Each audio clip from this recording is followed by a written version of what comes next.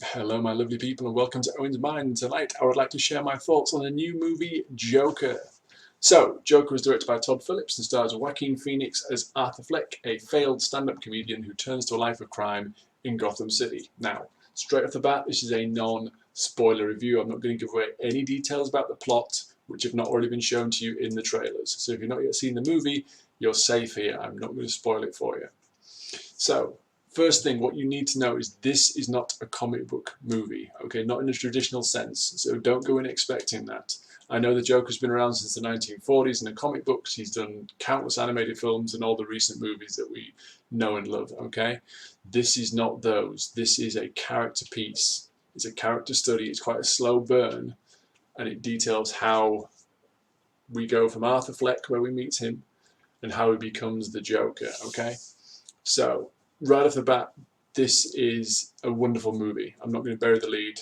I really enjoyed this movie. Phillips handles it fantastically well. Now, Phillips is more well known for comedies. He did Due Date, he did the Hangover trilogy, he did War Dogs quite recently, which had comedic elements, but was more kind of a drama. This is a drama, straight up drama, okay? And to say he's not really done one before, he handles it beautifully. The movie's set in 1981. Never beats you over the head with that fact. Some movies would do. So any movie particularly set in the 80s would have an 80s soundtrack. This doesn't do that. It would have characters walking past with t-shirts with pop culture references on from the time. It doesn't do that. It just presents you with a 1981 Gotham, and it's like, this is the technology that would be around. These are the cars. This is the hairstyle, this is the clothing, and this is the world you're in, and you just inhabit it, and it is shot beautifully. Gotham is presented as this grimy, nasty place, as it often is. We know the Gotham aesthetic. It's run down, it's beat down, it's crime ridden, and this is the world we're presented with, and this is the world where we meet Arthur. Now, Arthur is a clown for hire for a entertainment company. So sometimes he's let out to do children's parties, or sometimes he's promoting businesses. Anyone that requires a clown, they ring this agency, and sometimes they will get Arthur. So Arthur goes out and he does his work, and as you've seen in the trailers, oftentimes he comes across people who visit unpleasantness upon him. We see Arthur go through this, and this is very much Phoenix's movie. He is in every scene. It's told completely from his viewpoint, and we spend so much time with him. We learn his character, and when he goes through things, we go through them with him. But there's a trick that Phillips uses, and it's early on in the movie. He presents us with a dream sequence, and he's very upfront about this is in Arthur's head, this is in his imagination. But as the movie progresses, we see other scenes where you're not told. So you look at it and it's like, is this in Arthur's head or is it not? Is this actually happening? And the movie doesn't let you know one way or another until much later on. So it gives you this air of mystery and much about Arthur himself. Through the movie, we are presented with details about his life, which are then contradicted later on. So it keeps this air of mystery, because a lot of people worried that when the movie came out and it was announced, that it's like, oh, we don't want to know. The part of the Joker's mystique is that we don't know his history. It's the same with Boba Fett in the Star Wars universe. We don't need to know. We like what we have. We don't want the whole backstory, because it will take away some of the magic about him. So the movie treads that line very well. You're never really sure what information you're being presenting is real or false. So it plays it really well. The whole cast is brilliant. So obviously Phoenix is a standout because we spend so much time with him. And if he wasn't convincing, the whole movie would fall apart, because it sits upon his shoulders, and he does it brilliantly. The whole supporting cast, so De Niro, Zazie Beetz, the actress who plays Phoenix, Arthur Fleck's mother, I don't know her name, I do apologise. Again, everyone is absolutely on point, and they completely sell the movie. Soundtrack-wise, again, it would have been easy. It would have been lazy to put in loads of 80s tracks going, hey, remember this is 1981. It's kind of a big mournful strings for most of it, and it really adds to the atmosphere and the kind of misery that Arthur's going through. But because it's strings, they're capable of this kind of ominousness. So when there's moments of tension or moments of conflict, the score really kind of ramps that up. And again, it just sets it off beautifully. It's shot very well. It's edited beautifully. It's got this gritty griminess to it, and when things go bad, the aesthetic kind of goes with it. It completely fits. The visuals completely fit what's taking place on screen. The way it's shot just kind of suits it. And there's some beautiful shots where the character is kind of framed between tall objects, and he's kind of this central kind of pillar. And there's lots of moments like that, and it really adds to the feel and the mood of the movie.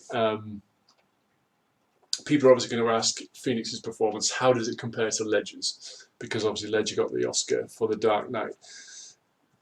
I'm not trying to escape the question here, but you genuinely cannot compare the two because they are very different Jokers at very different times in their evolution. You can't. It's like trying to compare the '69 Batman Cesar Romero to the '89 Batman Jack Nicholson Joker. They're completely different Jokers. So not only are they different, they're at different stages.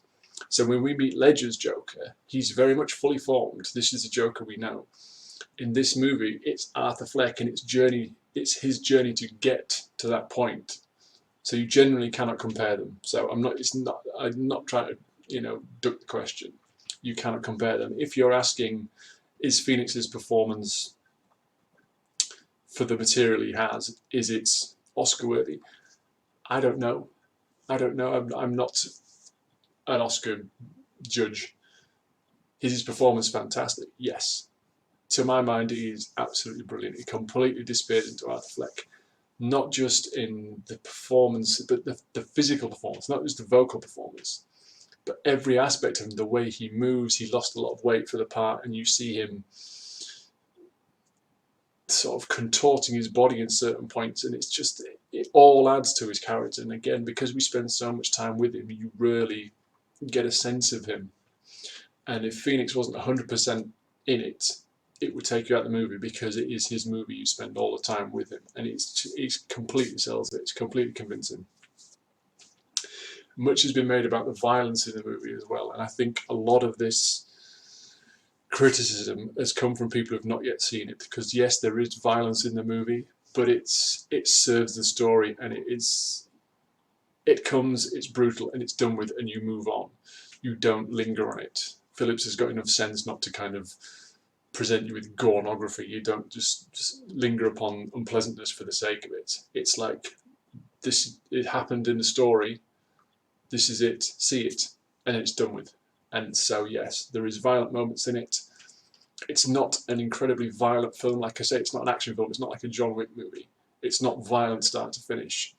There is moments that serve the story, and then they're passed over.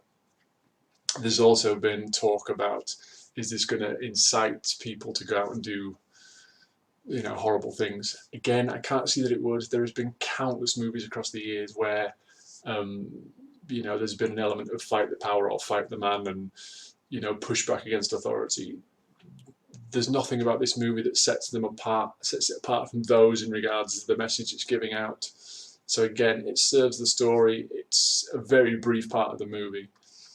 So again, I think that was unfounded. I think that's been heaped upon the movie more because of the tragic events at Aurora in Columbus with the Dark Knight screening. So I think that's put an unfair pressure on this movie, and I generally think it's unfair. So for me, I absolutely recommend this movie. As long as you know what you're getting, know what you're going into. This is not an action movie. This is not a comic movie. This is a character study about a man's transformation from where we meet him, a meek, mild-mannered man, and what drives him to become what we know as the Joker. Know that's what you're getting. You're going to have a good time with the movie. I'm so glad this is the first movie I got to review on the channel, because it is just excellent all round, and it's a real high point to start with. So yeah, Joker, for me, I don't give grades, but I would highly recommend you go out and see it. A very good movie, very well put together, excellent performances across the board. I cannot recommend it highly enough. So that's it for me, guys. That was just a brief little review for you. Go out and see the movie. Let me know what you think. I really enjoyed it, and I hope you do too. So that's it from me. Enjoy the rest of your night. I'll speak to you again soon. Bye-bye.